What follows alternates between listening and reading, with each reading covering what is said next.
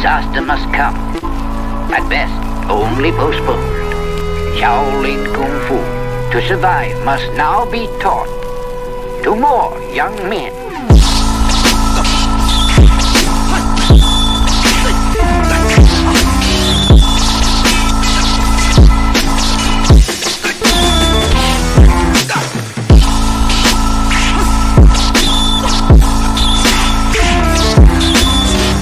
Welcome once again to another episode of Fists, Kicks, and Flicks, the podcast about martial arts, movies, and life. I am one of your hosts, Eugene Plowden, and with me, as always, my podcast partner, Joe Hartley. What's up, man?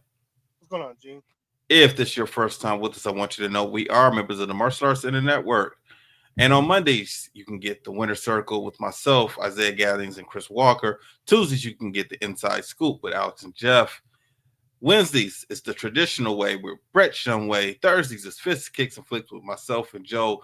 For more information, you can check us out on all of our social media platforms. Just look for the Martial Arts Center Network on Facebook, Twitter, Instagram, YouTube, and Patreon. And also the main app, the Martial Arts Center Network app. Joe, it is showtime. What's happening? Hey, Gene, what's going on? You sound really low. Hold on. There you go. Is that better? Yeah, that was better. All right, I'm readjusting my thing. I had a meeting earlier with my son's teacher, so everything's all messed up. It's no problem. No problem. Yeah, but simple week for the most part. I got sick a little bit last couple of days, so You knew that was coming. Yeah, I knew it. Like I said, I already knew. It's always my days off. You know, everybody else is getting better, and then here it comes for me. You know, and it's so crazy because, you know, when I came home Sunday to watch the game and everything, my wife's like, "Oh, did you get sick yet? Did you get sick yet? Did you get sick?" And I said, "No." She's like, "Are you just denying it, or did you really not get sick?" Like, can it be both? Can I just say, "No, I'm not sick, so I won't get sick"? Like, I'm all about the mental. You know what I'm saying? And she was like, "No." And then later that night, I started feeling that, and I was like, "This is your fault." I was like, "You put this in my head, and now I let it in." And just started laughing. I was like, "No, it's not funny. I will mentally get rid of this before all of you are better." And I do. Because that's how I don't like being sick. So I try to get rid of it as soon as possible. If I gotta rest for 10 hours, if I gotta drink all the water in the sink, I don't care. So that's what I do. But other than that, you know, just the same old routine. You know, had some good football this weekend. You know, enjoyed it, some good wins. The kids were doing their thing. Ava's getting ready for her play. Layla's doing marching band, and Aiden is doing basketball and drums. So running everyone around for that, having fun with all that, and then going to Mike's show again on Saturday. He's got a show right by the house at a VFW on Union Lake Road. I didn't even know there was a VFW over there. It's kind of funny. I'm like, when he posted that, I said, "I didn't know there was a VFW over there. I've been living in this area forever." I was like, "Is it newer?" He's like, "No, man, it's been there forever." I'm like, "All right, cool." So that should be a good show. He's got an 8-man tournament that they're gonna do, and then the winner of that tournament fights for the championship. So I thought that'll be interesting. Okay. Not too. Is it all 8 men in one night? Like WrestleMania 4? Yeah. Okay. He runs some crazy stuff over there. Some of the matches he comes up with, a lot of triple threat. He's got a hardcore match. He likes to do some of the stuff that used to see back in the day that was always fun that you don't see a lot of. I told him I'm waiting for him to drop a cage or something.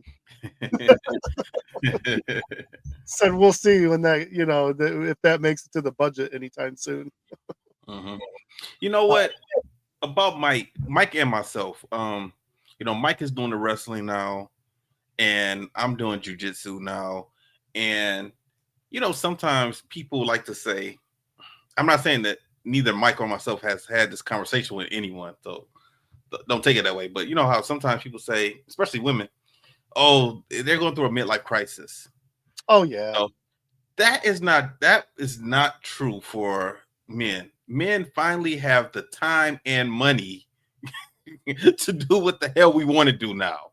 You know, No, a lot of feel times you. your For sure. kids are getting bigger. You know, they're not little anymore.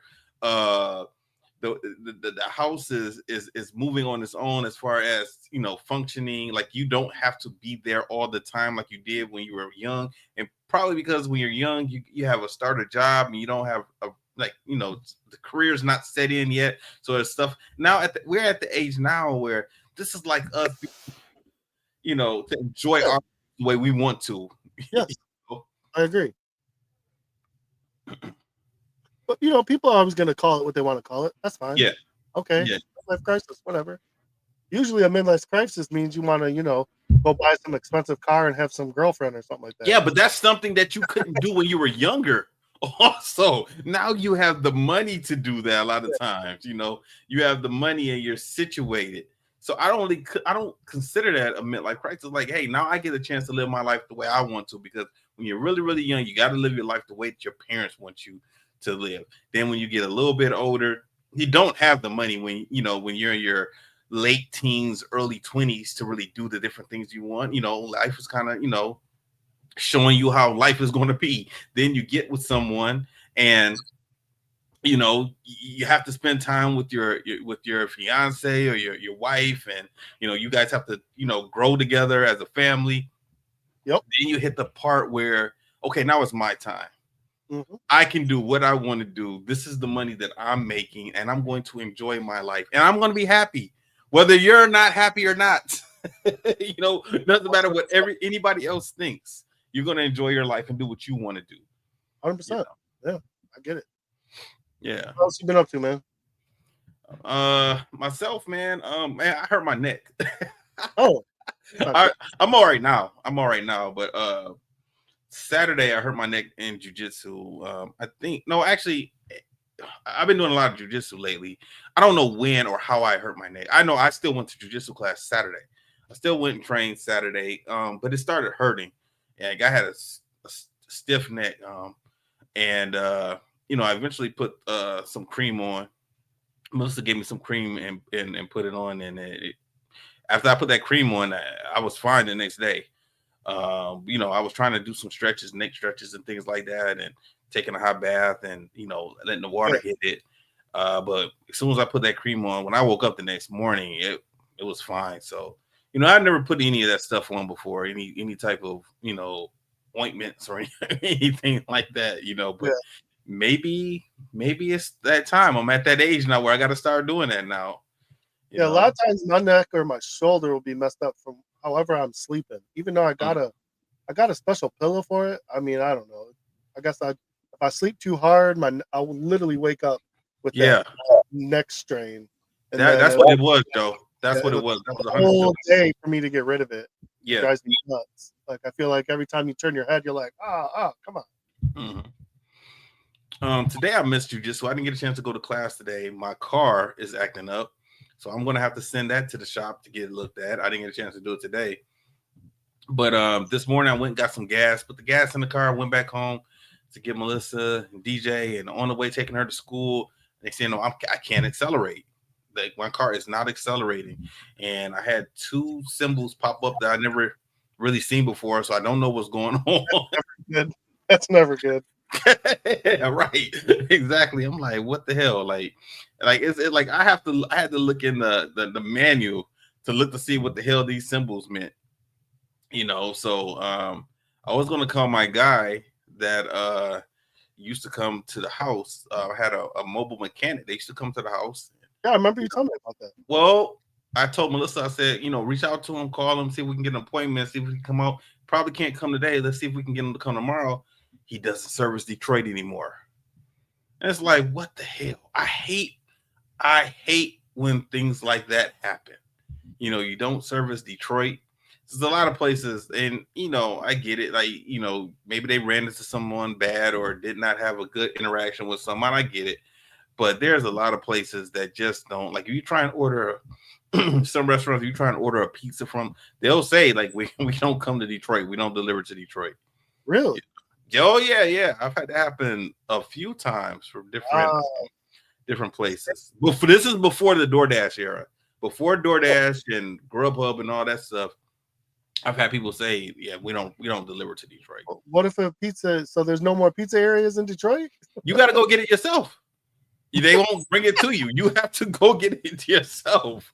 So yeah, there are They have plenty like a booth with the bulletproof or something. Just about all restaurants in Detroit have that. Seriously? Yeah, Getting better, man. I thought. I mean, I've been to Detroit plenty of times and not had it. Yeah, but you haven't been in restaurants. You ain't going to a McDonald's in Detroit. Really. Yeah.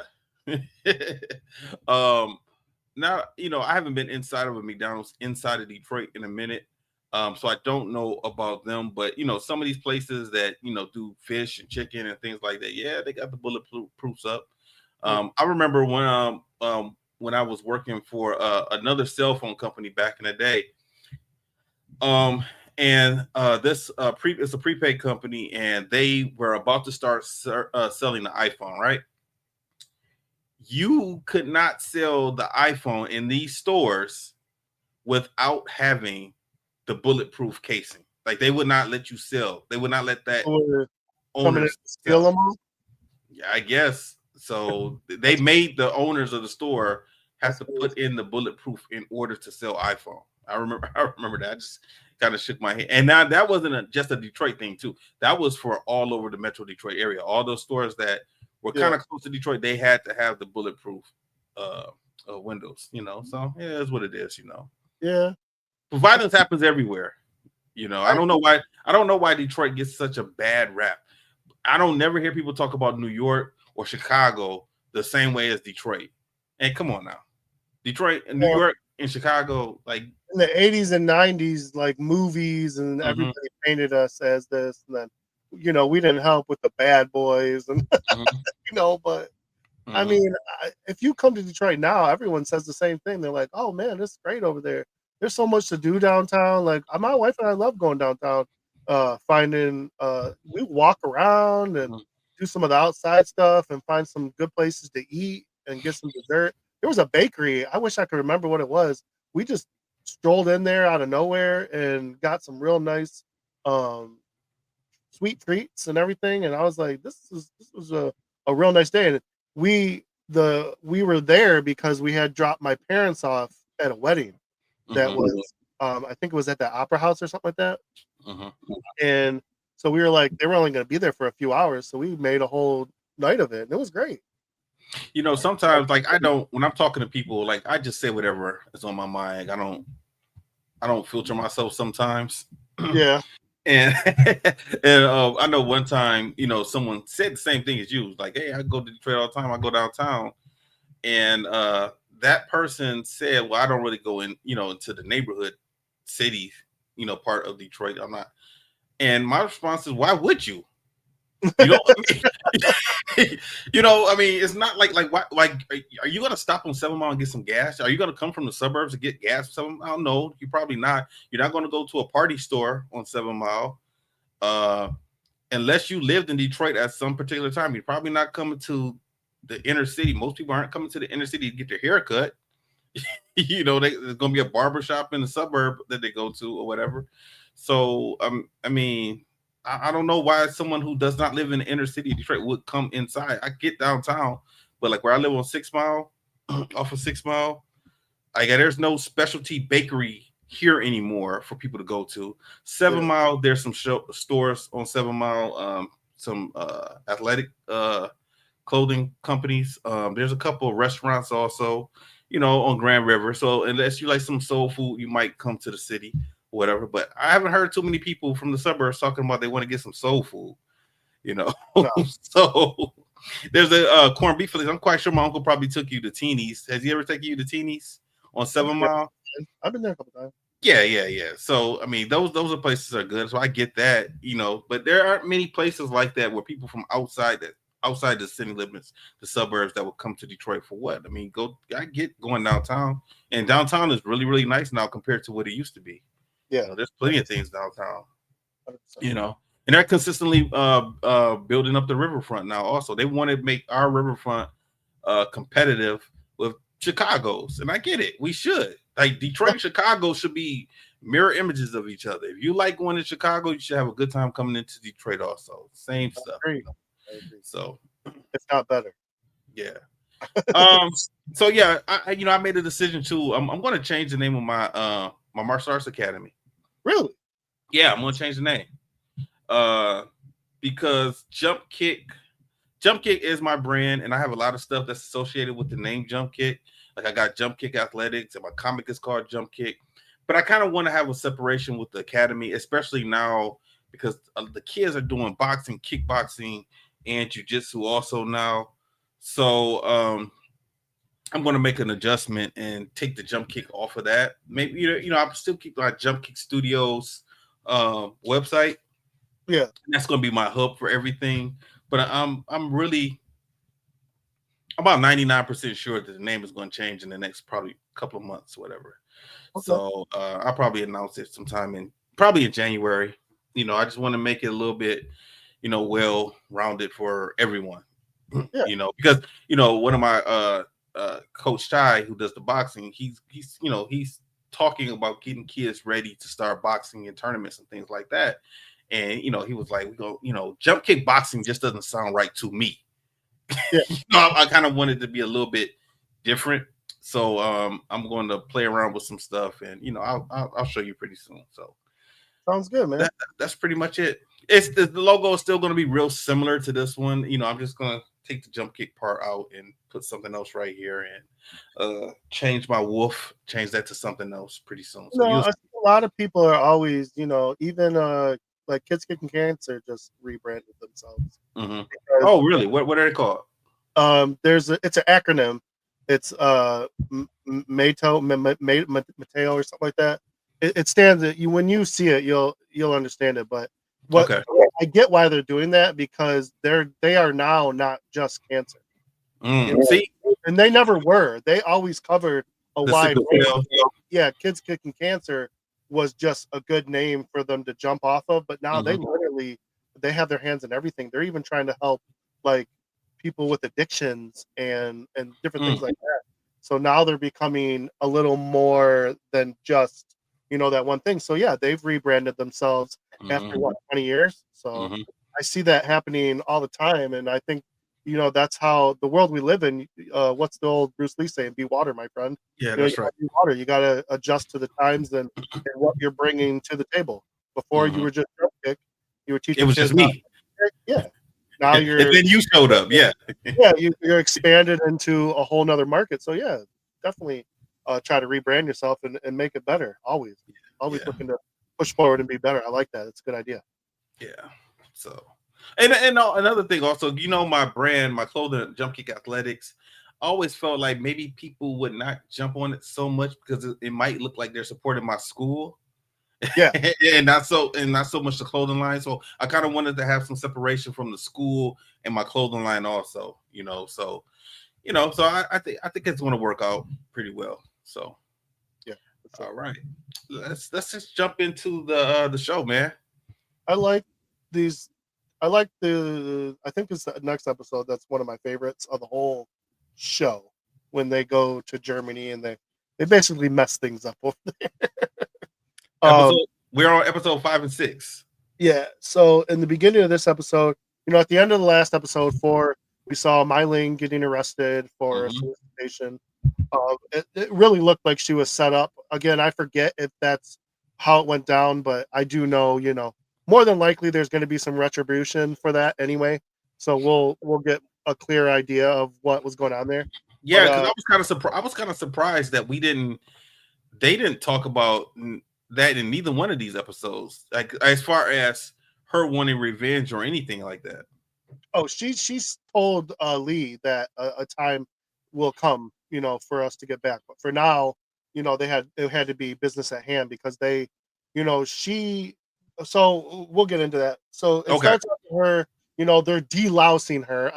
I never understood this whole delousing thing, like this powder and then they spray you and whatever. But this was some old thing they used to do in these times. They thought it made you cleaner, I guess. I don't know. So we see her dealing with that. Obviously, she's probably feeling like she did back in China, where she was helpless, couldn't do anything, and she's been in power for so long. Now, she's back to, and so I'm sure she's pissed and angry and ready to lash out, but she's got to play it smart so she can get out of jail and then, make her move. We also see, I kind of forgot that Young June. I thought Young June just got beat up by that guy, but he took him prisoner. Yeah. And they took him, he thought he was going to jail. When they get him out of the carriage, he looks and he's like, oh shit, this is not jail. This is something completely different. This is a camp where we're waiting to be deported. Yeah. So he's looking like, he's not just mad now. He's like, I gotta get the hell out of here. Man, they really haven't, they hinted at some stuff, but they really didn't go in deep as to why so many. I mean, they could almost have a whole show as showing us why people were fleeing China, because these people do not want to go back to China at all. As bad as they're being treated in San Francisco, they do not want to go back to China. And it's almost like you can have a whole nother show explaining what happened in China, because Father June has been there. He said if we go back, we're going to get killed by our enemies. Yeah. Or get some disease or something like that. Wasn't this where Japan was trying to take over? I have no idea. Like I think I wasn't paying that close of attention to history at this point. I think Japan had already taken Korea because they had to get through Korea to get to China, and then they were looking to take over China. And I mean, if my history is right, I could be completely wrong on that. Well, see, this happened in another show that we watched. Warlords. It was all about warlords, and so this is probably like a Kim Jong-un type of situation. Wait, hold on. And we saw this happening in Itmon. Yeah. Right? Yep. Now, was it China invading Japan or was Japan invading China? I thought it was Japan invading China. Okay, because I can't remember. I know, me neither. That's why someone's gonna kill us for this, but I don't care. Don't kill us, Jeff. Don't kill us. I don't care. You know what? Like I said, my history could be wrong, but I thought that's how it went. So we see Lei is he's talking to the Tong, and he's basically like, okay, what are we gonna do to release Myling from jail? And the Tong's like, dude, she went over to the pond. She gave away a third of our reserves, cash reserves. Like, keep her there. Keep her in jail. Which they have to know that's not going to fly with her lover. That's not going to fly. And he even looks at his quote-unquote brother like, are you with them on this? And he doesn't say yes, but you can see the look on his face like, yeah, we're kind of there. Yeah. And they're not wrong. They're not wrong. She messed up. She's lucky that they didn't kill her. So I get that you want your wifey out of jail and back where she belongs, but you all got people to answer to, and she messed up. She didn't even tell him. Yeah. Why did she do that without? You would have thought that as the boss of this song, like she would have, even though it's her decision, you still, because this made it seem like there were like a commission of people. What did they call them? The six something, didn't they? The six heads or something like that. Something like that. They called them, and you would have thought that she would have went before all of them to get approval. Because this wasn't all the Tong, because they would have said Hot Boy wasn't involved with these guys. Oh, these are all the Tongs she's absorbed. Oh, okay, I got you. Yeah, these are the ones she's absorbed, and so she put together a council. But in the end, she does what she wants anyway, and she was thinking this was good business until it all flipped on. We also see Buckley, trying to establish himself as a front runner for mayor, and his little girlfriend kind of helping him out during Buckley ain't know what to do. Buckley has no idea what to do. He's completely lost. Young June is trying to figure out the lay of the land in this deportation camp. And he believes he makes a friend, but it's not a friend. No. This guy basically lures him away and then puts him with a bunch of people that basically he's wronged. And now he's fighting for his life. Literally. Literally fighting for his life. Which I never thought. The funny thing is, he reached behind him like for his hatchets or his knives, and dude, they're not there. Yeah. He was like, "Oh, come on." He's so used to that. So he held his own. I gotta say, I didn't think Young Ju could fight like that. Well, I figured I was thinking that too, but I figured like after all this time hanging with Assam, they have to work out or train together. I mean, these guys are fighting all the time. Yeah. We've seen Assam training at some point in time, maybe off camera that we haven't seen. They have to work out together. He's not even a third of what Assam is. Oh no. But still, what was that? Eight guys, something like that. To not get. I mean, he should have been killed. Basically. Yeah. Well, if the police did not come in there, he would have been. So, and then right after that, after he takes a good beating and giving one as well. Yeah, he held his own for a little while. He runs into his dad. Mm-hmm. So I kind of forgot, like his dad banished or did he just leave? No, he just left on his own. Because actually they took over the tongue from him. And he said, "Okay, well, I'll go. I'm not going to stay here. It's not going to look good if I'm here. Yeah, in everything you're doing. Yeah, so he went off on his own. So I guess he during whatever he was doing got raided, and they basically killed everyone around him, and then took him prisoner to deport. And it's not good. And then we got well, like you said, Buckley not knowing what to do with this woman. Although he tried. He definitely tried. But, I guess it wasn't like he could have watched a porno or nothing at this time. But you would have thought, like, he's been around these houses. You would have thought some of these women of the night would have taught him a thing or two. But maybe who knows? That's what she says. She says something like, "I thought you men were into blah blah blah," and he's like, "Nah, I never indulged. I just kind of hung out," or whatever he kind of put. So that has to have been a nightmare.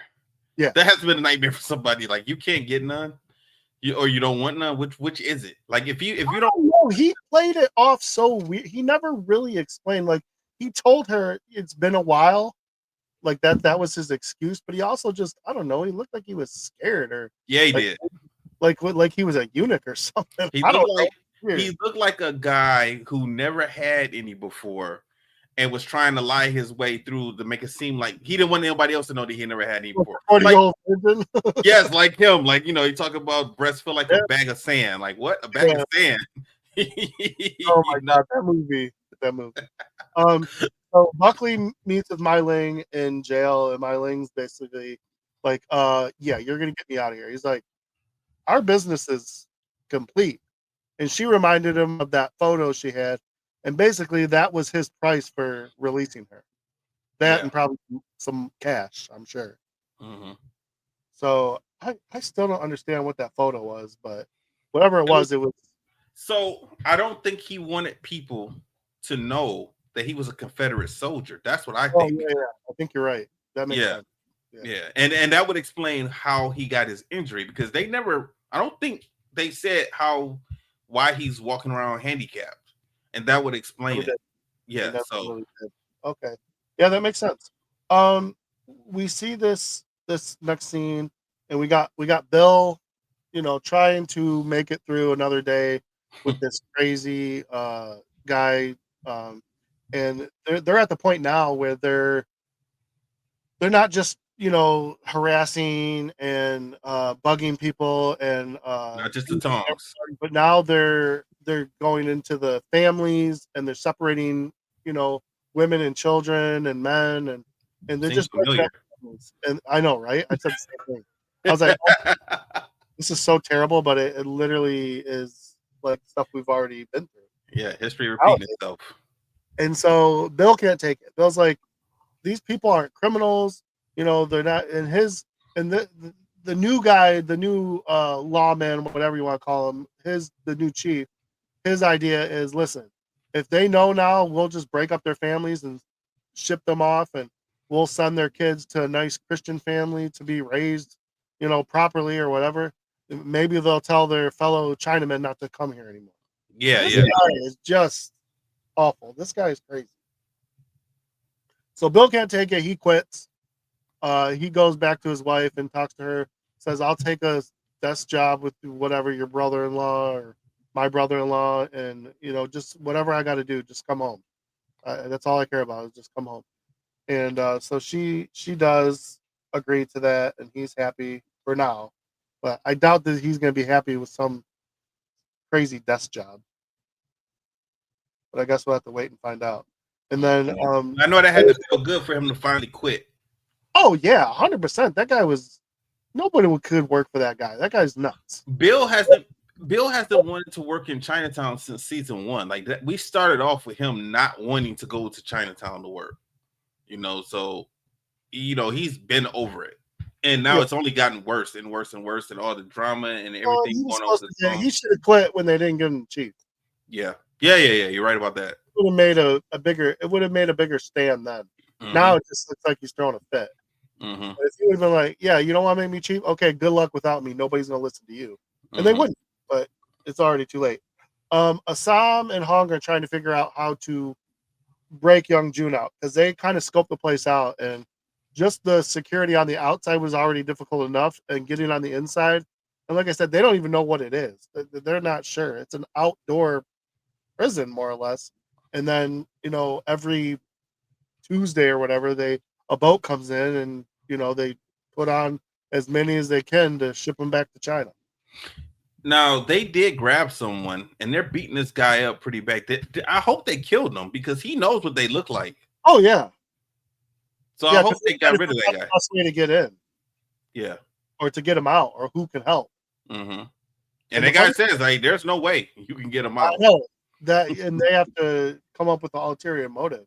Mm-hmm. And so Lee helps get Mai Ling out, and Mai Ling basically they have a conversation, and she's so funny because he is so whipped by this dumb chick, because he should be mad and she should be kissing his feet, and instead she tells him, "Yes, I didn't do anything. I did all this without your permission. I didn't tell you. You weren't there to protect me, and now that."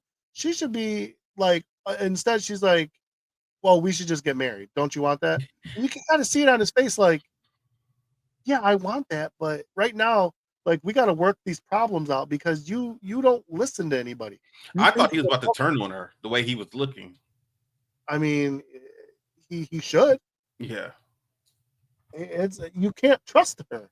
Mm-hmm. How do you want to marry this chick and you can't even trust her? And and the way the meeting went, now you can't even trust your own people that you're in charge of.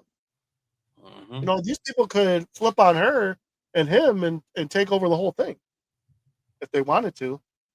So I don't know. It's not great. And why can't I never remember the guy who sells all the weapons? I'm getting Hong and Chow. Chow talks to Happy Jack, and they set up to basically to get Lee out of the picture, because Lee is he's gonna break the case and mess everything up for the printing situation. And Happy Jack says, "Dude, I don't gotta kill this guy. All I gotta do is turn him in. Mm-hmm. I get paid. He's gone. Adios. Great. Mm-hmm. Everybody's happy." So they agree to that. Chow's gonna set him up, and everything's gonna be good again, right? Well, of course we know that's not gonna go the way it's supposed to, because it never does. Right. But they killed that other guy, that Secret Service guy. He got shot. Yeah. Mm-hmm. Now I assume they killed him. Like, why would you shoot him and not kill him? I mean, you have to, but yeah. Great, but yeah. So I completely forgot about that. Honestly, I was kind of going. It happened real quick. He turns around. Where is that guy? Because he turns around in the alley. That was supposed to be Lee's way out. So why is Lee still pushing this? Well, he's just dumb. If he goes back and tries to figure it out, then he's just dumb at that point. After what happened in episode 6, that wouldn't even make any sense to go back to work. Like, who are you working for? Because nobody else from the Secret Service. We didn't see anybody else. No, you're right. I know. We just saw that one guy in Lee. That was it. Um, Assam finds out his sister's been released from jail, so now he's kind of putting two and two together. You know, she's always avoiding the raids. Now she gets out of jail. She obviously knows, and she got him out of jail earlier too. So he's kind of figuring out like she has some kind of political pull in her favor, and that's going to be her way to get young June out of jail or out of the deportation camp. That was in season 1, right? Yeah. Yeah.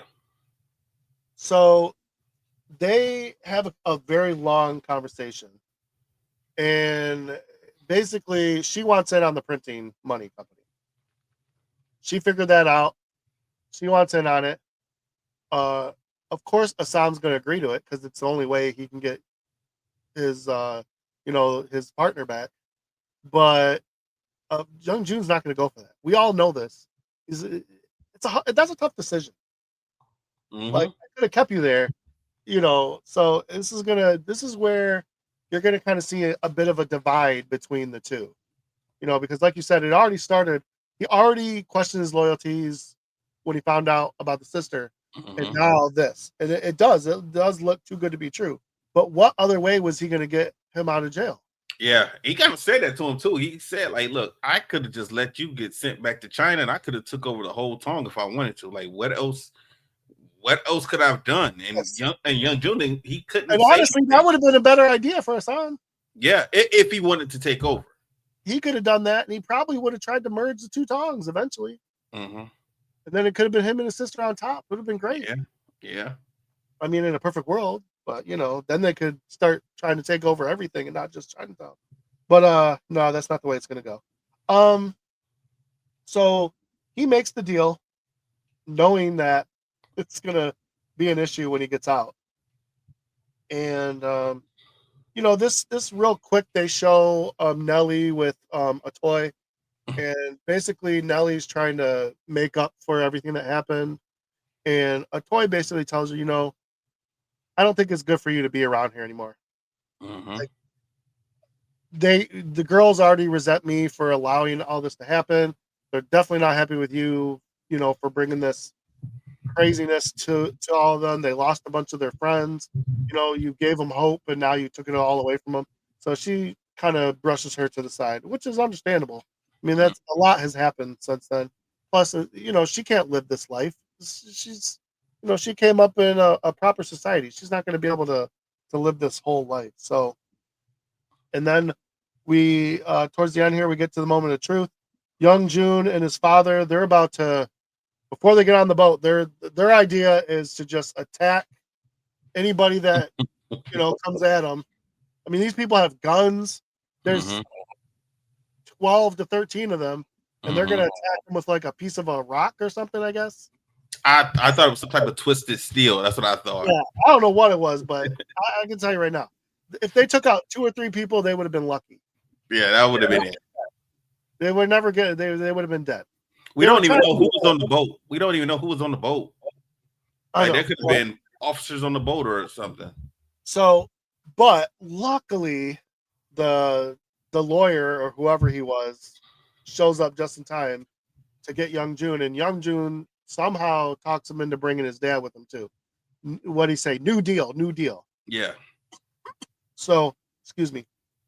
And I'm surprised the guy listened because that's going to be a tough sell. But I mean, I guess if you're getting paid, because they paid him a lot of money to do that. So, and it was Buckley. So I guess if Buckley got his picture and the money, it's okay. And then we see the gang's all back together. Everyone's happy. He wants to know, of course, what happened. And when he finds out, of course, he's not happy. He's pissed. He's angry about the whole thing. In his eyes, like you said, this is what Assam wanted all along, but it's not. Like Assam told him straight up, like, you did this, not me. I had no other choice. And you say what you want, but I don't care how it looks. I don't care what you think. Like, you gave me no other choice. You should have just kept your mouth shut and taken your beating and moved on with your life, which of course that's never going to happen. And then at the end, we see Lee go down and get set up. But the there's a little caveat to that because they took Chow with them too. I didn't understand why they would do that. That didn't make. Why He would Happy Jack do that? Because he was mad about them Chow giving them fake money. Yeah, but they paid him back, and he paid him back extra on top of that, and he knows that Chow is a main person in Chinatown. Like, Yeah, but Happy Jack don't care. Happy yeah. Jack's all about the respect. So, the beginning of the next episode, shows the new relationship between the two Tongs, and of course, Young Jun basically saying, I don't like this. I don't want to be here, and as soon as I can, like, we're gonna go our separate ways. So let's just get this over with. Now, the funny thing is, him and Mai Ling have a separate conversation away from Assam and everybody else. They send all their people away, and they have a real conversation because although Young Jun kind of noticed it, Mai Ling 100% noticed the fact that Assam was getting close to the daughter. Mm-hmm. Their only printer right now, and she's basically telling Young Jun, and she's not wrong. Like, you got to figure this out. Because my brother could ruin this whole thing for us. So watch your back. And of course, Young Jun's like, didn't think about it that way, but you're not wrong. So you kind of see this relationship that's already rocky. They kind of have a common thread in that. And that's where, again, Mai Ling is very shifty, very calculated in everything she does. Because now she's starting to poke holes in this relationship that was very solid, and she's gonna. Her first plan should be to separate them because Assam has kind of been pulling all the strings from the back, and she notices that, and even the father notices that, but the father kind of tells Assam at one point earlier, like, you might need to have to do that because I don't think Young Jun could do this by himself. But you got to be careful because the second Young Jun notices you pulling those strings like that, he's going to lash out. I was surprised that they brought Mai Ling into the counterfeiting part of it because the deal that Assam and her made, did it have anything to do with the counterfeit? I just thought that he had to give up 50% of all of their businesses. No, it's just the counterfeiting because she gave him a spot. So since she has the law on her side, she gives them a spot away from where they won't check. Yeah. So they don't even suspect her. I mean, obviously Lee doesn't care because he doesn't follow the. So was it 50% of that, of the counterfeiting business? Okay. Business. Because with the counterfeiting, and once they clean it all, it's she can make up for the cash that she lost. That was her. She just wants to make up the cash that she lost so she can go back to her people and be like, all right, we're good again. We're whole. But yeah, that's right. I mean, not if they figure everything out and then you lose the counterfeiting and then you're screwed. Yeah, but this counterfeit money is just going to be circulating within Chinatown. I mean, it's going to come back to you.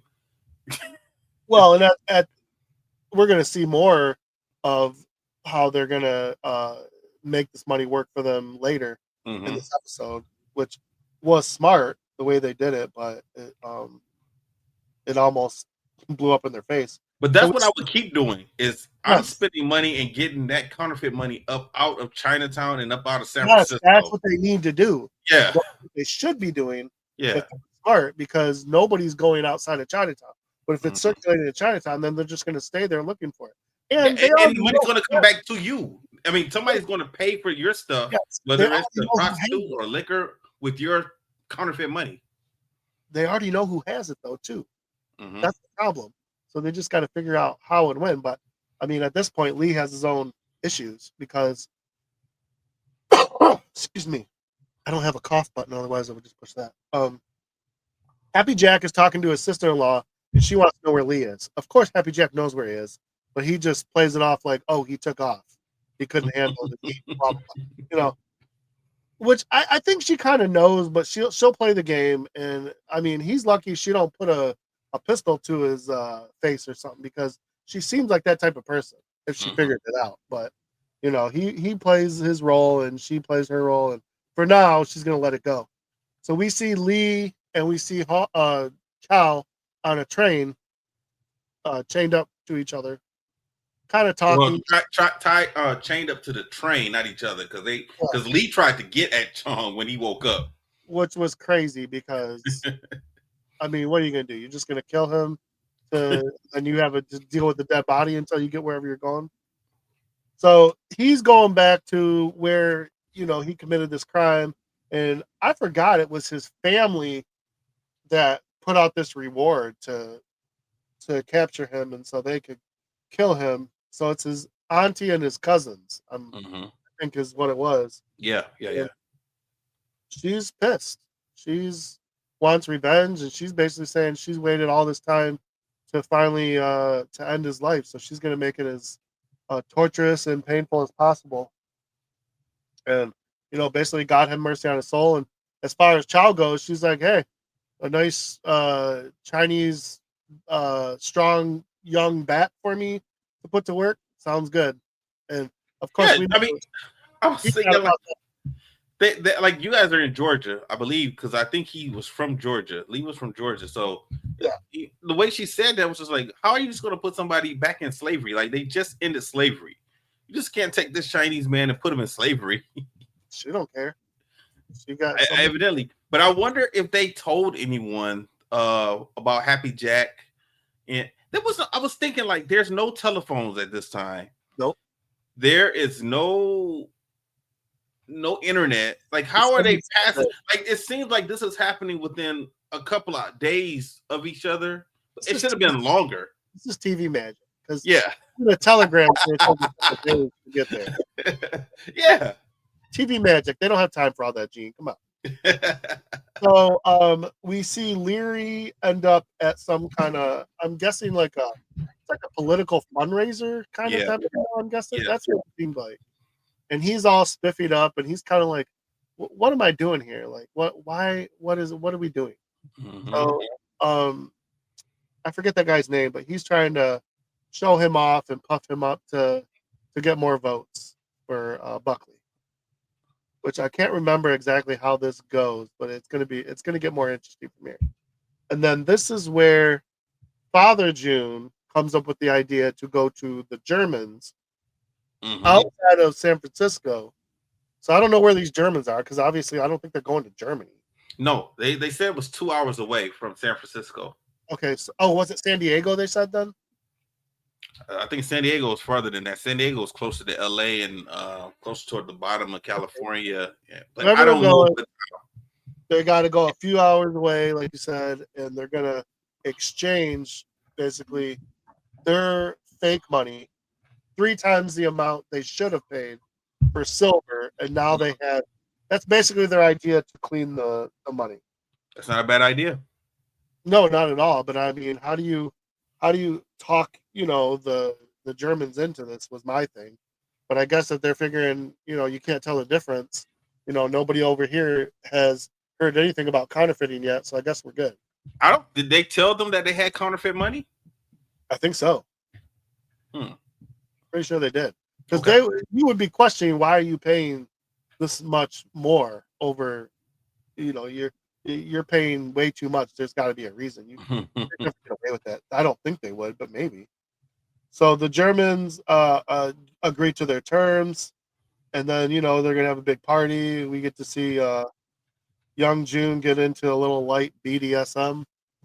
Oh yeah, and that's putting it lightly because I'm not trying to get too nasty about it. But they were ready to leave, and those guys were like, no, stay, drink with us, use our women, and just have some fun, They were down to party, so it was funny. Like I said, young June always has himself a good time when they go out of town. But that girl the only girl? I didn't see any other women. Was she the only one for them? I mean, that they gave to them. That's the only one they showed. Yeah. They asked Assam if he was in. Well, the other guy's not interested. Father June might be too old, and Assam turned it down because he already had a piece at home. So, and they said young June did say something to him. He's like, "Yeah, I guess you're getting enough sticky from the printer lathe. Mm-hmm. He just kind of brushed it off, but he's like, yeah, whatever. Mm-hmm. I mean, Assam's always kind of been a one girl guy if he can be. He's never really, been like Young June where he's kind of sleeping around too much. So, Mm-hmm. we go back to this party, and they're making political moves, and he's trying to get Leary to kind of open up more politically to broaden his horizons, and I don't know exactly how he thinks Leary's going to help, because everyone looks at Leary as a thug. So I think he's trying to show a softer side of Leary, Mm-hmm. maybe help him down the road in his politics and whatever his ideas are. Because what did he say? Something about I can't do anything with an honest politician. Yeah, yeah. He said that at the very, very end. Yeah, Yeah, because they kind of blackmailed. I think that was the guy that's running against Buckley. yeah. So that was interesting to me. And Leary kind of looked up like, huh? Like, wait, what does that mean? Well, yeah, because that. Buckley's not he'll do whatever it takes. He's cutthroat. Mm-hmm. So that guy, his daughter was getting married. Oh yeah. Yep. That mayoral candidate's daughter is getting married, and I guess what was that, the person that she was marrying, or was the daughter? The daughter had some fun before she was married. Oh yeah. And the groom did not know. So the guy that was with Buckley was saying like, "Hey, we're going to let everyone know what your daughter did. If you don't do X, Y, and Z for us." So he wanted to keep his daughter as pure as possible. Yep. You're right. I do remember that now. Mm-hmm. There's always an angle. Yeah. After that, we see we go back to Lee and Chow, and there's a moment where Chow has the chance to get away. So he does. So they tie Lee up, and the aunt and the two cousins go after Chow, and they can't find him. Well, it was one cousin. Yeah. One of his cousins and the aunt. Okay. The other one stayed and he was talking with the younger one. Yeah. It sounded like him and Lee had a good relationship before all this went down. Yeah, that was his little cousin, He was real young at the time. Yeah. So he's trying to kind of manipulate him a little bit into possibly helping him out or letting him go, which probably isn't going to work, but gotta try. Mm-hmm. At this point, you gotta try. So they don't find Chow, and he doesn't talk and the aunt kind of notices that son of hers is a little soft, so she basically makes him whip Lee to try and toughen him up a little bit. And you can see it on his face, like he didn't really want to do that, and then they go away from that, and they come back to Assam and everybody, and there's a situation where the brother to the main guy who was making this deal was beating the crap out of a little Asian boy. Mm-hmm. And of course Assam, because it's Assam, says something about it, and the other brother steps in and says, we get a lot of theft around here, we got to keep them in line, da da da da da. He kind of gives an explanation, and Assam's like, yeah, well, there's no need for that, and they let the little boy go. But he's like 10, 11, or 12 years old. He's really a little boy, but they were hitting him like a grown man. Oh yeah. Yeah, they were. I mean, they could have really hurt him. So, of course, the next day they wake up, and before they're getting ready to leave, they show the little boy, and he was killed in the street, like tied up, and I don't know if they shot him or slit his throat or whatever. And the mom was screaming. So we already know Assam's bleeding heart. He can't help himself. And young June's just like, son of a bitch. They all knew. Bad Father June knew what was about to happen. Father June just grabs the gun. He grabs his gun. He's like, man, stupid. What do you say? Stupid onions? Yeah. Not that he calls them all onions. So I thought that was kind of funny. Because he already, and they said, Assam, let it be. It's not your problem. And it's not. It's not Assam's problem. Like, you're supposed to get out of here. He's the worst gangster. He really is. Well, The Assam gangster said that. in heart is terrible. Yeah, but Assam also said like they wanted us to. They want to see Of our course they reaction. did. Yes, of course they You did. know. Why wouldn't they? Yeah. So he knew that this was a test. They had to go back. If they didn't want them to see them, they would have hid that body. They would have buried it. They would have never known. So Assam knew that we have to go back, or else they're going to look at us as like we don't care about our own people, or we're some chumps, Yep. something. What is this 3 versus 20? Oh, yeah, that was crazy. They had guns. Yeah, Father June was the only. He had a big old shotgun. yeah. And he had like 12 bullets, Mm-hmm. and he's shooting people. Young June's with his knives, he's killing Yeah. people left and right. And then we know Assam don't give a crap about anything. He just comes at people like he always does. Mm-hmm. I mean, this was a good fight scene, but it was very unrealistic. These Very unrealistic. They all should have died. Let's be honest. They would have been killed as soon as they came walking back to the town or the little area where these Germans were. They would have just started shooting them instantly. It wouldn't have been any talking or anything. Now Sam took care of business, took everyone out, and they had to leave before anybody else shows up. But they did bury that little boy. Now, what I want to know is, did they take the silver and the fake chop back? Well, I don't know about the fake money. They could have. I mean, if they knew what the money was, they could have. But yeah, I know. I mean, but I was thinking like, man, they left that silver in that wagon because they didn't take it back to go fight. They didn't take it back with them, so they left that wagon unattended unless there was a driver. But I mean, I don't know if there was a driver or not. Might have been a driver. So they get out of there, and they were actually young June and Father June were saved by the mother of that little boy. She came in and started kicking some ass at the end. So they had to get out of there, but we noticed Father June was hurt, and she said we'll get him a healer. But they're like, we can't stay here. We're gonna die. We're gonna get home, get a healer. So it's not looking good for Father June at this point, and it all could have been avoided, but it wasn't. So this is where we're at. I'm sure when they get back, there's gonna be a long conversation about what the hell, with the Sam and everybody. But for now, you gotta do what you gotta do. And then at the very end, we see that the auntie, she's had enough of Lee. She's sick and tired of him. She could care less about Cal. Just let him go. And she gets ready to shoot Lee. And I swear these moments in these shows sometimes where you get caught monologuing all the time. Like maybe if you just shoot someone and shut up. But of course, we got to make it dramatic. So Chow shows up, saves his ass. They kill the two, the aunt and the other one, and then he tries to let his little cousin escape. Man, he really does.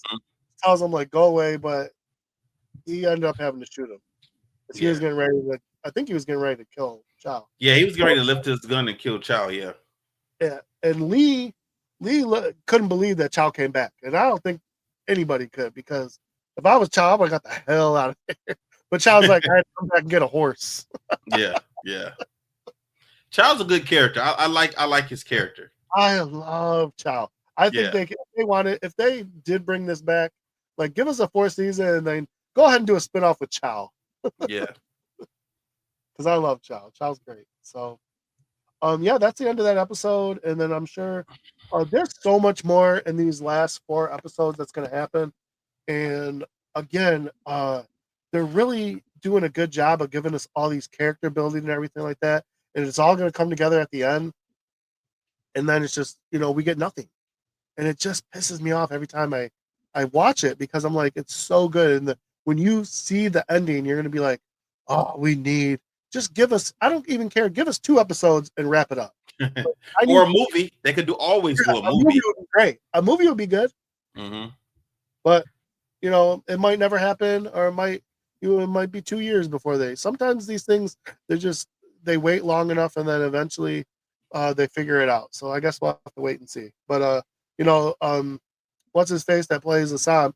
Like, he's getting all kinds of projects now after this. So yeah. Good for him. That's cool.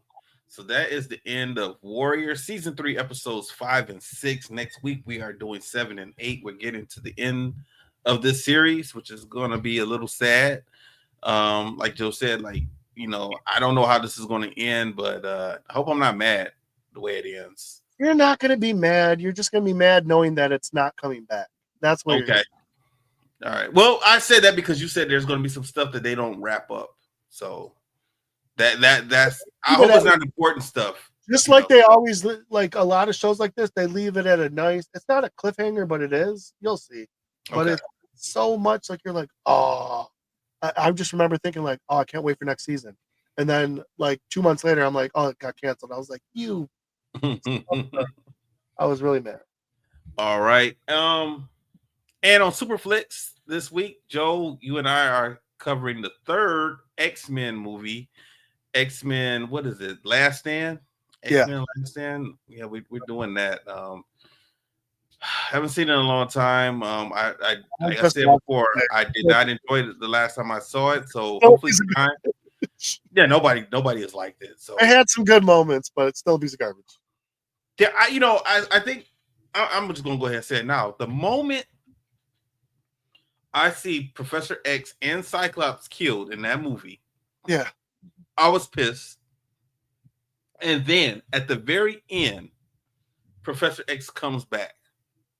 Kinda. And then, but he does come back because we see him at the end of the Wolverine. And they don't really give an explanation as to how he has his body back. And, so we'll get into that, at a different time. But, yeah, make sure you guys listen to Superflix. We did X2, X-Men United last week. And this week is X-Men The Last Stand. So. What's up with Flex Bros? I still have not listened to your second episode yet. Did you guys do a third one this weekend? Working on it. Yeah, we're working on that. We got a lot to talk about for that, and man, the NFL is giving us some good content. So I got to get those guys together. I just talked to him today and said, "Hey, get it together. I don't care if I got to do this by myself. Let's go." And then on the Winner Circle, we had a very good, very, very good show last week. We talked about the Canelo and Crawford fight. We talked about some jiu-jitsu stuff. So make sure you guys check out the Winner Circle with myself, Isaiah Gathings, and Chris Walker. So Chris made it back this week, so we had a very, very good show. Oh, yeah, I got to listen. I'll listen to that at work tomorrow. Yeah, we didn't, I was having technical difficulties with StreamYard, man. We spent 20, 25 minutes. It would not let us go live on Sunday night, so we weren't able to stream it on Sunday night. That's why we weren't live. And I text Trav, and I let him know, like, hey, jump on the stream real quick. Something's going on. I'm not able to, be live. And I forgot he was on an airplane, so he didn't get it until he landed. And then he texted me like, what's going on? And I was like, man, I don't know what's wrong with StreamYard. They didn't let me go live today, but I was like, don't worry about it. We are almost done with the show, so it's all good. So hopefully we'll be live on Sunday with Winner Circle. So, and then Chris is going to do a new segment of Winner Circle starting this week, so that should be fun also. Anything else, Joe? Oh man, for now, just keep listening. Check out that main app. Mm-hmm. It's real good if you're a sports martial art person or just into martial arts in general. Check it out, man. It's really nice. All right. Everyone, stay safe, stay strong. We'll holler at you next week, and I will play our music. Disaster must come. At best, only postponed. Shaolin Kung Fu, to survive, must now be taught to more young men.